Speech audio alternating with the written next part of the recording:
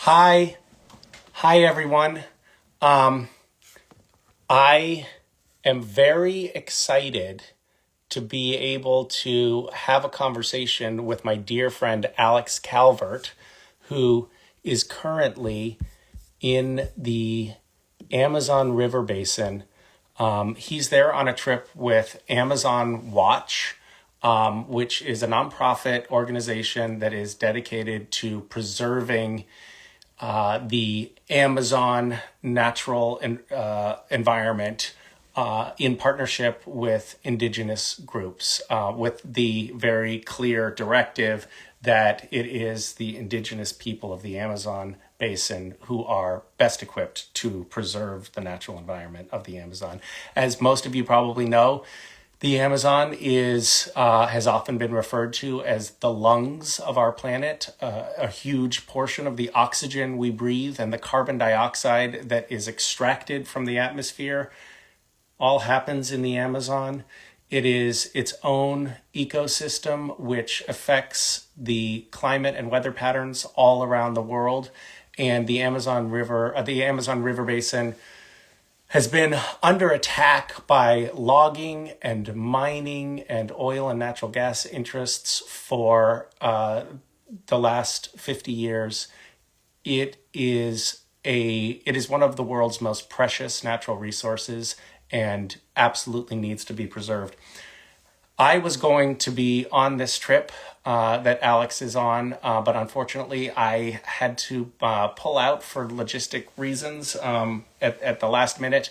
And so sadly, Alex is there alone, and it's sad for two reasons. One, of course, he misses me terribly and wishes that I could be there with him. And two, um, I'm just jealous. I just wish I could be there with him. I am going to try to invite Amazon Watch to join. The web for I am.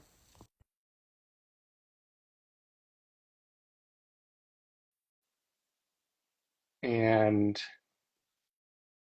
see if this works.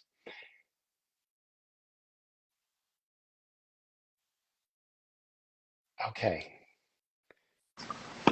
Hey! Isn't this Misha! so amazing that we can do this? I mean, thank you, technology. That's so amazing. Hola, Um, how are you? I'm great. Yeah, How are you? I mean, I'm sad that I'm not there with you right now, but I'm great. Um, what an amazing thing that we are able to talk to each other with you across the world. sitting next to the Amazon River in Yeah, Brazil. uh, That's amazing. it's definitely something. Um, yeah, very cool. How are you I'm doing? pretty good.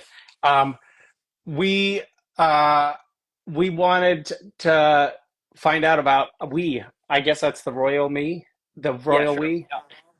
We the 5,300 people on this stream would like to know what the hell you're doing down there. Um, you and therefore me, uh, was invited by Amazon Watch, and we got the opportunity to come here to Brazil and really get an opportunity to interact with not only the beauty and the nature of this place, indigenous culture, but getting to meet people and see this beautiful place and what's at risk and is how we could lose this. So that's kind of the basis of it. And we've been having this incredible experience here. And, it's one thing to, read about something or, see a photo of it. But when you're actually here, it's Wow, really crazy. that's the Amazon River behind you. Yeah, we're in the Tapajos River Basin. Sorry for the mispronunciation. I didn't mispronounce that. But yeah, it's just been incredible, man. I'm also here with some friends. So if we want to do some intros, that would maybe be good as well. Great. You are with um, Priscilla, Tapajos. Paula. Oh, thank you. Hi, Um, nice to meet you. Priscilla is she's not only a photographer and a director, she's also president of the Indigenous Media Organization here. That's a collective that's sole aim is to promote Indigenous media, and with that, showing real life people their struggle, and yeah, she's also got these incredible photos and directs. So we're very lucky here. She's here. Hi, We're also able and that's Paula Vargas with you yes. as Yes, well. hello, Misha. Hi, Hi. Brazil Oh, Program Director for Amazon Watch. Hi. pleasure. It's a pleasure to be here. I'm sorry you're not with us. Yes, Next time, right? so am We're, I. we're sorry. Definitely next time. We're sorry, but we're also not sorry. Yeah, yeah, Yeah, yeah. yeah. Will you tell me about what you have seen so far? Sure. We've had the opportunity to visit the Midanduku people, and within that, we've had the chance to actually go into one of their communities. We got to meet their chief, Chief Domingo.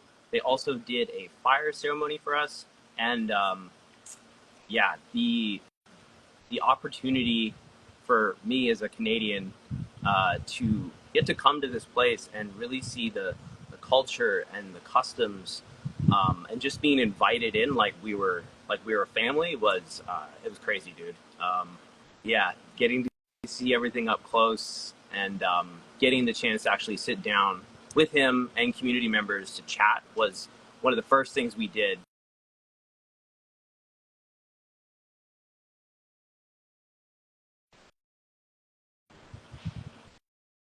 Is he Buffering. still there? Uh-oh. Uh-oh. We lost your audio. Can hear you Yeah, again. Okay. Okay. yeah. Um, so you went a little bit more into the hinterlands and met and saw Munduruku indigenous villages. What were you able to witness any of the ecological destruction that is taking place with the mining interests and other incursions into their land? Yeah, I mean, the main thing that been reiterated throughout all of our conversations is, the potential destruction that can happen here. The hard part about all of this is that, like, it's one thing to face one issue, but then it's another thing to face 10 issues at once. So there's mining, there's illegal and legal mining. They're trying to build a railroad here. There's also illegal forestry happening. So the people here, the Miranduku and the indigenous people and traditional people that are on these lands, these are the frontline people that are really helping to protect everything. And yeah, getting to talk to those people, frontline people, was, yeah, just really hit home the importance of everything that's happening here. And I'm sorry to say, thank you so much, Alex, for the way that you explained this experience and also the threats, because we also had the opportunity of meeting some of the political leaders of that struggle. There was a moment that we had an encounter with Alessandra Munduruku, who is right now in Brasilia delivering a letter to the Ministry of Transportation saying and announcing that civil society will leave this working group because the working group is not respecting the collective work, the dialogue, and is trying to push this project in any way, and the project that is connected to agribusiness and will pass very close to not only the Munduruku people, but all the 16 indigenous lands, bringing deforestation, more invasion, more violence. And that is one of our most important line of work, is to defend indigenous earth defenders. And we also have Priscilla here with us that maybe can also explain a little bit more of the threats that indigenous people is facing, right? Hello, I'm trying to Hi. speak English. I am learning English. Yeah, I'm Priscilla Tapajoara. I'm from the Tapajós people. I think it's really important, here in the Tapajós River, there are 14 different people, indigenous people.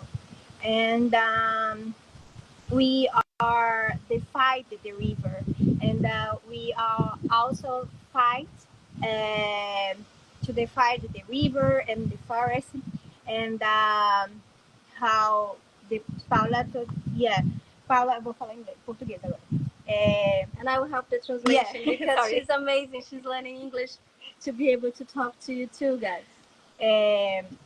Acho que é importante falar que, né, esses 14 povos que estão na margem do rio, eles estão sofrendo constantemente com essas ameaças que são do mercúrio que está no Alto Tapajós, mas que aqui no Baixo Tapajós também tem os povos que estão sendo afetados diretamente por conta da soja. So Priscilla is explaining to us that only in this region of the Amazon, Brazilian Amazon, only in the Tapajós Basin, we have 14 indigenous peoples that are being threatened in different ways. In the upper and medium Tapajós, where we have Alessandra living and other people, we have the illegal wildcat gold mining that brings mercury and contaminations to the river, to the fish, and to their bodies. Right now here, we are seeing a very clean Tapajós where people can even bath and fish. So we don't have this threat here, but we have another one that is the soy, and like big plantations of soy and pesticides that are also contaminating the earth and the people, but also bringing violence and invasions.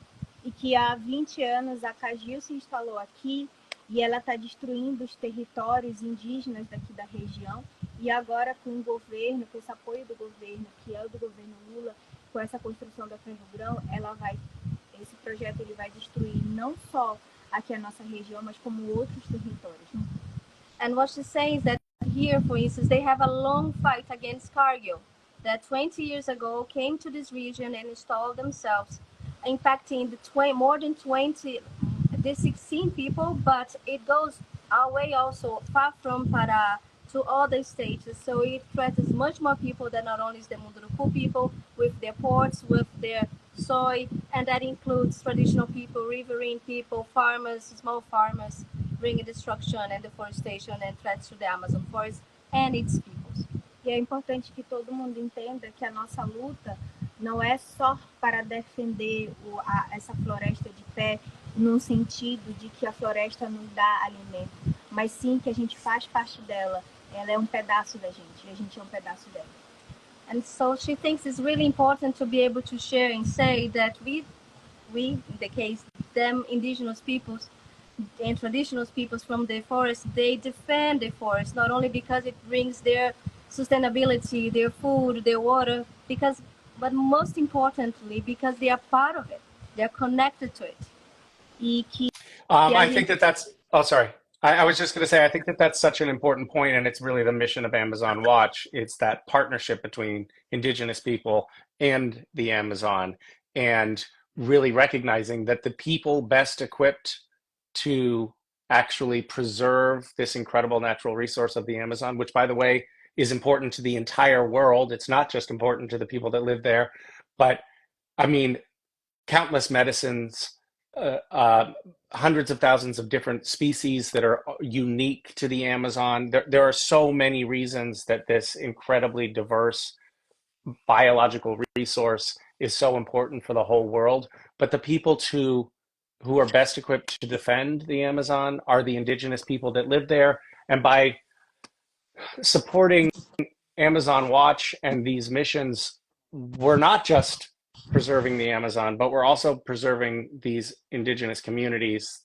these cultures, this way of life, because the two things are symbiotic, the Amazon and the indigenous people that live there. And that relationship is required to preserve either one of them. So I mean that's part of the reason I have worked with Gishers, the people that played my scavenger hunt, to raise money for Amazon Watch for a long time now, because it is such an incredible organization that is really the most, as far as I can tell, the most effective way to help save the Amazon. I'm sorry to sort of interject here, but I just wanted to add one thing because I hadn't mentioned it in the introduction. But Alex and I are trying to raise money for Amazon Watch and for preserving the Amazon and for helping the Munduruku people and other indigenous communities in the Amazon. We're trying to raise $50,000, and I know that we are all constantly getting peppered with requests for money for various different things. And right now, so many people in the U.S. and our biggest audience is in the U.S. So many people in the U.S. are focused on the U.S. elections and the issues that are happening at home right now. But I keep on beating the drum that it is so important that we not lose track of these other things going on at the world. We're just not, we can't be myopic in our focus. We can't have tunnel vision, because if we do, the amount of damage that can happen in the Amazon over the course of just 1 or 2 years is potentially catastrophic. One major mining operation that ends up being greenlit that could have been stopped, could end up devastating an entire tributary river in the Amazon, or could end up destroying an entire tribe. So, um, it is pressing and it is urgent, and that's why Alex and I wanted to go on this trip. Alex actually ended up, stealing all the thunder and going on the trip without me, but it is pressing and it is important. So I just want to encourage people who are watching, to please donate. It doesn't have to be a ton of money, but donate what you can, because this is a natural resource that the entire world depends on, and that these communities will perish if those of us from the outside don't figure out ways to support them in keeping their homeland. Okay, I'm sorry for my tirade there.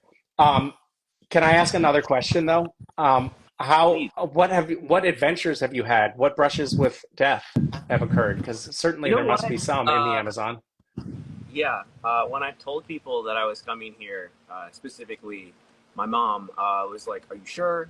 Um, no, we've really. I feel like we've been really lucky so far. The only thing that happened was, so the first night that we arrived for the fire ceremony at the Midanduku community, one of the warriors was leading us up to their community, and me, I'm like, oh, it's great, having a nice time, and he just stops on a dot and looks down and points out this snake to us. Small snake, you think not a big deal, right? Not an anaconda, nothing that could choke me out. Turns out it's very venomous, and I probably would have done what I'd call a gringo step right on it. There Yeah. was a night in the forest as well, right? In the Well, Lona yeah. forest in So, Tapajós. I mean, one of the absolute highlights for me too was we spent a night in the forest. That day, we were able to visit and walk through the forest. And what you were saying about, it's not just indigenous people. It's not just the people of Brazil and the surrounding countries. It really is the world. 20% of the world's fresh water runs through here. So walking through this forest, we got to see trees that were 200, 400, 1,000 years old, like trees that will live longer than you and I will ever be alive. And that's what people are fighting for, right? Is this longevity for their kids, for their kids' kids. So, anyways, we're in the jungle, and we are staying the night outdoors in hammocks, and jaguars around us, howler monkeys. What else? And macaws and tapirs. A lot of snakes, scorpions. Yeah. Yeah, so that It was sounds very relaxing. honestly, I had a great sleep. Yeah,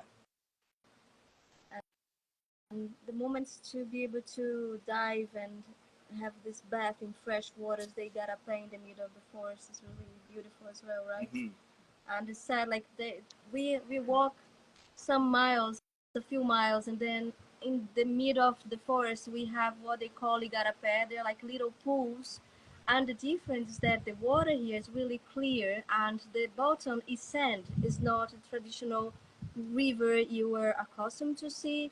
And when Alessandra was with us, and that she told us that unfortunately in her communities, instead of a clear, transparent water that looks like as if you were, seems you are in, I don't know, Martinique, the Caribbean. yeah, In her case, it's like milky because of the contamination and because Wow. of the soil. And that is like the sad part of it, right? Understanding that it was all like this, and they had access to fresh water to cook, to eat, and drink. and what I was gonna say too is you think about like, oh, maybe it's 10, 20 years. Like, no, these things happen very fast. She was telling us about her community. I don't want to, too much of the story, but because of the mercury, the women in the tribe were afraid to get pregnant because they were concerned that their babies would not live. So people were dying, and that's how pressing and important the water is. When she showed us a video of the water, you can see the first part of it's kind of clear, but right away it becomes dark and muddy. Yeah, water is Yeah. life here, and Yeah. yeah, it was really inspiring to hear from her, and just Yeah. tragic, really. Yeah. That mercury is primarily from uh, For mining. illegal Illegal, gold mining, and the exactly. and that mercury not only totally to dangerous and toxic levels contaminates the waterways in the Amazon River basin, but it also then percolates out into the oceans, into the fish that wind up in American grocery stores. That's why there's so many fish that you're not supposed to eat more than once a week or whatever. It's because there's high mercury content, and that mercury content, a lot of it is actually coming from the Amazon basin and these illegal gold mining operations, which is yet another thing that Amazon Watch is fighting to stamp out. Yeah. Interesting on that note. So Priscilla is a filmmaker, and when she was going to film, she was stopped by 10 miners, and they were being very aggressive and hostile towards her. And me and my friend were asking her, like, "Oh my God, like, what did you do?" And you talked to them, and then what did you ask them, the miners? Mhm. I asked the why they work with mining, and I asked it also if the river is died, how they keep it living, because they come fishing, they come swim, and here in the Tapajós River, we the river is really important to us, and if we are indigenous or not, the river is really important. And I was talking about that, and I could to live with life. She didn't get killed. Right. Yeah. You could leave with your life. Yeah. Yes. Okay. Got it. Yeah. Um, So well, uh, is there anything else that you all would like to add before we say goodbye? I would like to ask a question to Alex. How was your, like, how you felt? How was your feeling towards meeting someone as Alessandra? um, it was, yeah, very, very, very inspiring. If you read about Alessandra, she talks about her turn towards activism, towards, her having children and supporting her community, but getting to, meet her in the flesh and not just, read about this person. You just see her being so strong and so resilient, not only, not even for herself, right? It's everything she's doing is for the community and for her people. Um, it did help that her son also happened to be a Sobernatural fan, so that was cool.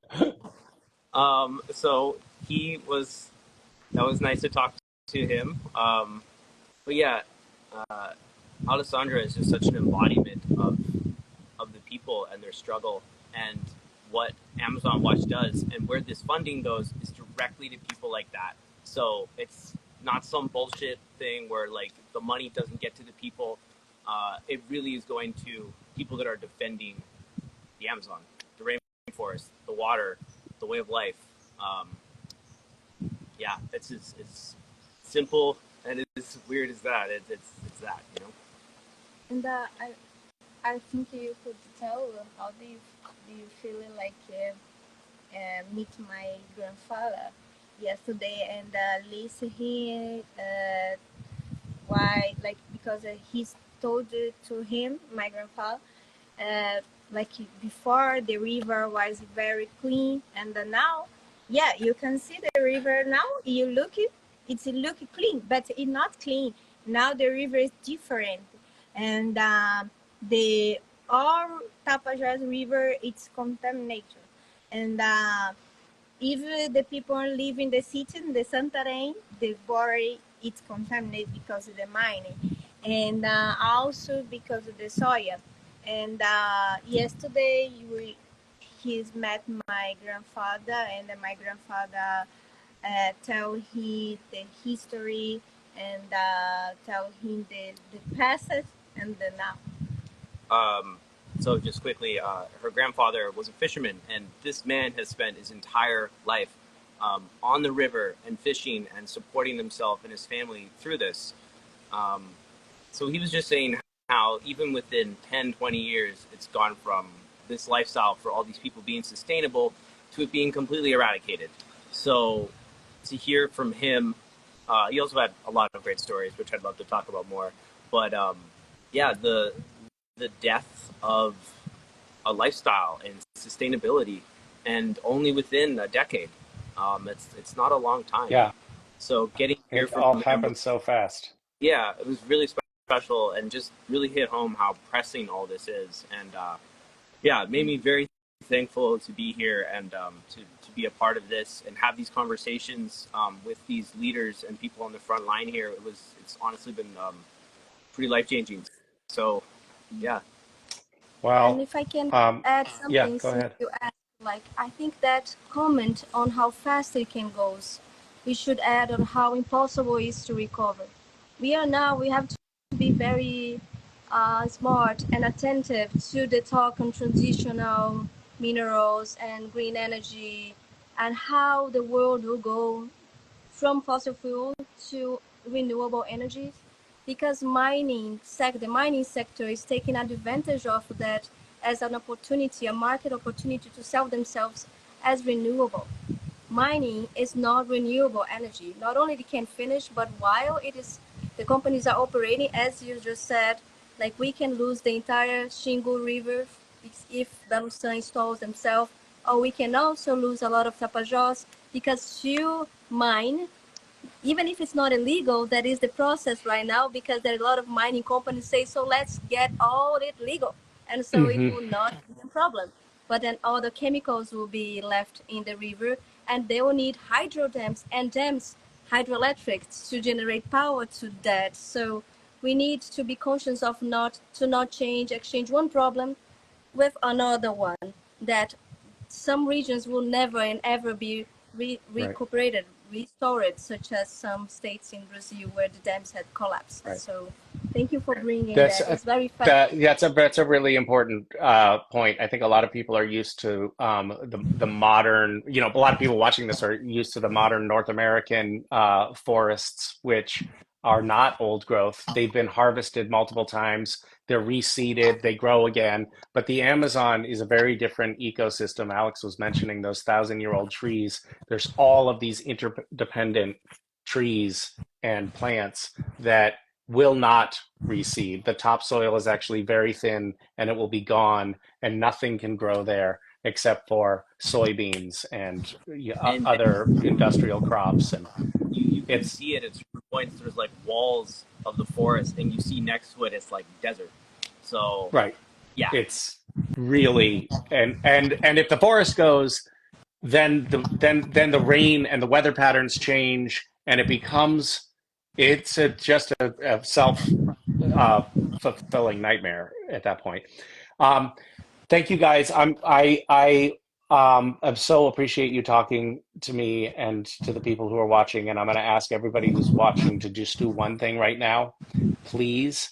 Um, just go to the link in my bio and click on the link and make a donation, and just go through that process for me. It's a small ask, and donate whatever it is that you feel moved to donate. But donate something if you can, please. We're imploring you, as the two guardians of heaven. We feel like it's we have authority to actually require you to do this. So, Yeah. so nice to see your faces. Bye. Thank you. Thank you. Bye. Thank you, Misha, once again. Bye. Oh, hold on.